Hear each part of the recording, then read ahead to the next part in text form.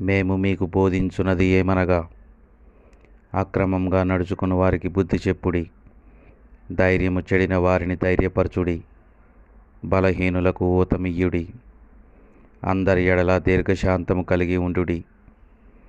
ఎవడును కీడుకు ప్రతి కీడు ఎవనికైనను చేయకుండా చూచుకొనుడి. మీరు ఒకని ఎడల ఒకడు మనుషుల అందరి ఎడల ఎల్లప్పుడూ మేలైన దానిని అనుసరించి నడుచుకొనుడి. ఎల్లప్పుడూ సంతోషముగా ఉండుడి. ఎడతెగక ప్రార్థన చేయుడి. ప్రతి విషయమందు కృతజ్ఞతాస్తుతులు చెల్లించుడి. ఇలాగు చేయుట యేసు క్రీస్తునందు మీ విషయంలో దేవుని చిత్తం. సమస్తమును పరీక్షించి మేలైన దానిని చేపెట్టుడి. ప్రతి విధమైన కీడుకు దూరముగా ఉండమని బైబిల్ మనుషులను హెచ్చరిస్తుంది.